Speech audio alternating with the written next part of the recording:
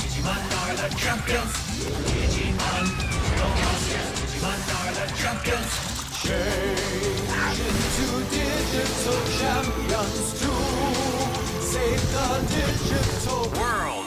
Digimon, digital monsters. Digimon are the champions. Digimon, digital monsters. Digimon are the champions. Digivolve into champions. Digivolve into ultimate. Digimon, digital monsters. Digimon are the champions. Digimon, digital monsters. Digimon are the champions. Digimon, digital monsters. Digimon.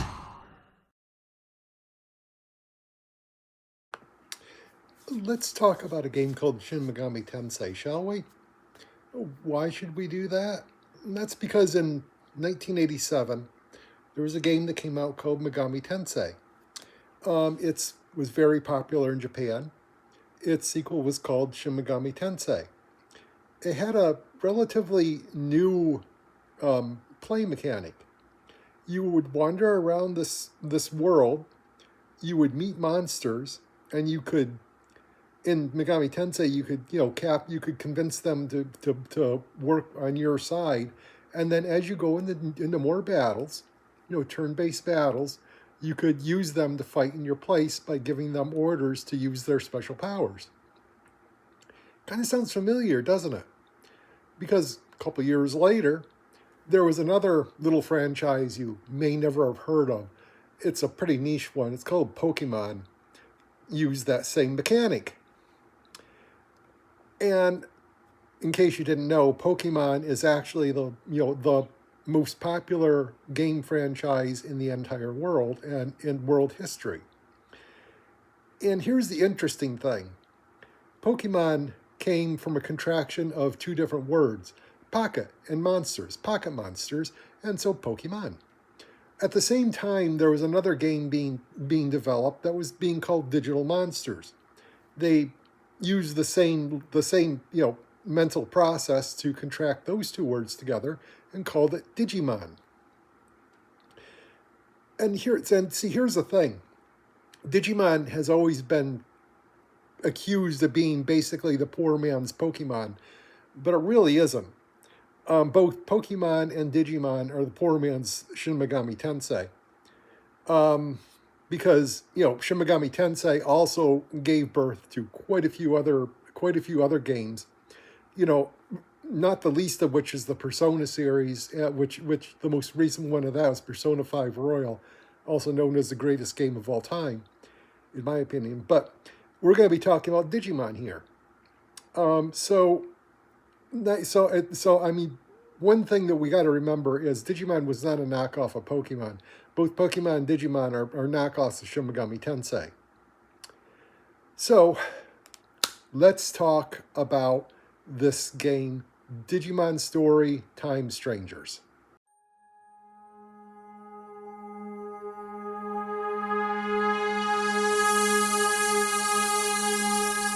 The Titans have of late begun making incursions into every corner of our digital world, Iliad.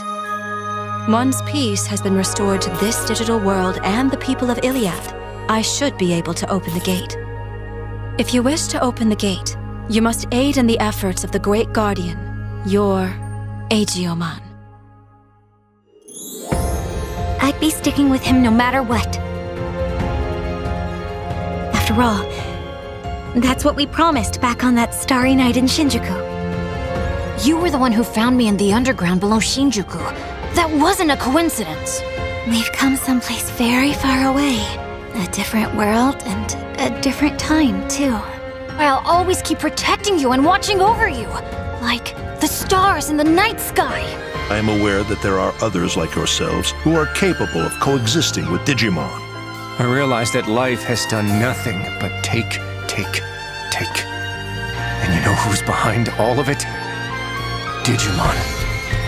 It's dangerous. Too dangerous. That is a domain we cannot easily tread upon. Inori Misono and Aegiomon, the most plausible source of the anomaly.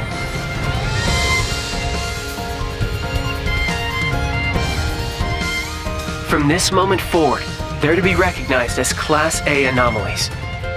Go at once and eliminate Agiomon, along with Inori Misono. The natural laws of the world have already begun to break down.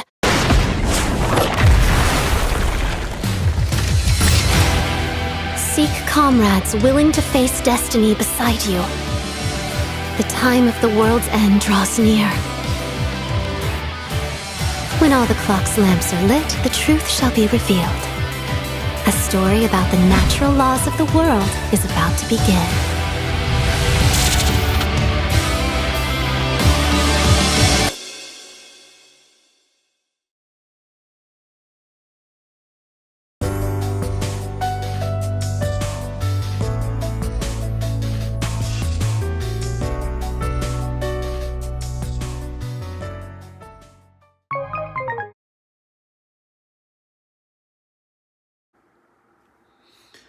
This game is a really great game, first off.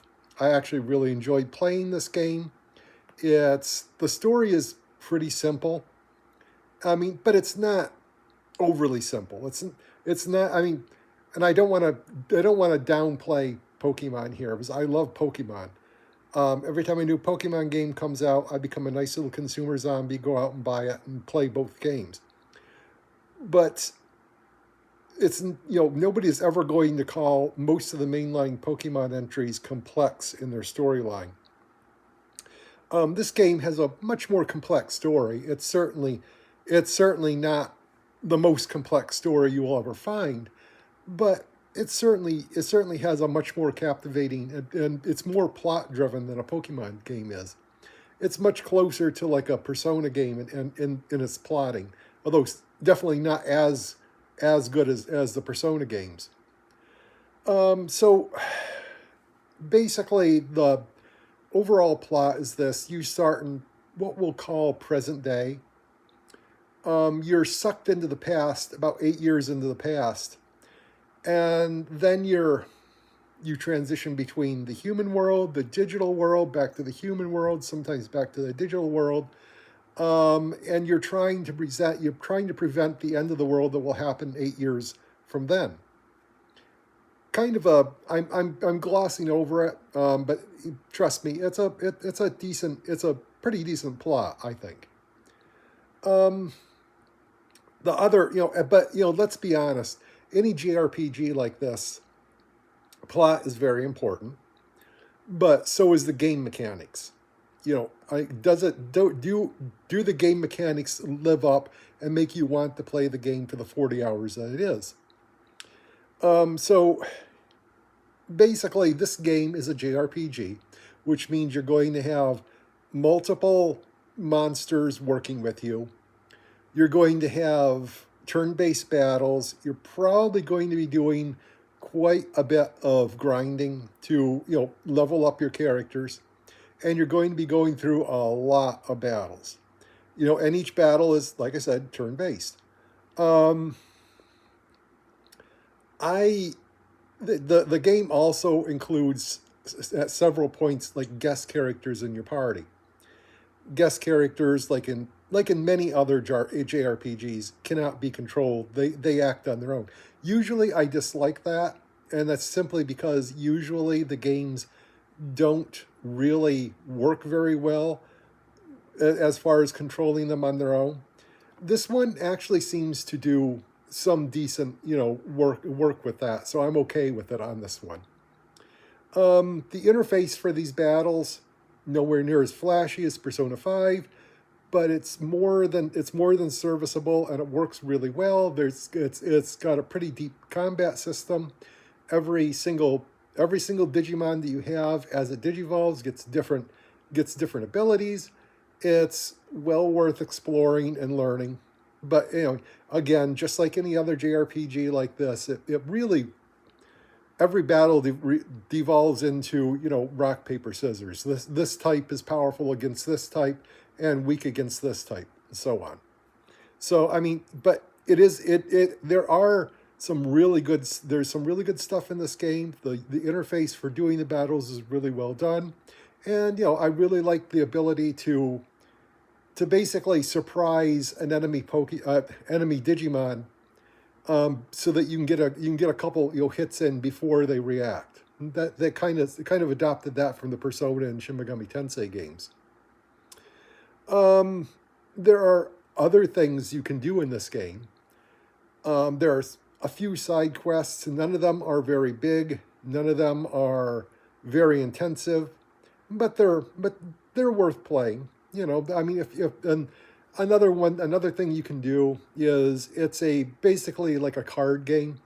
It's actually an adaptation of the Digimon Digivice you can buy in any like Target or something, where basically you collect cards, you scan them into a little electronic device, and they battle.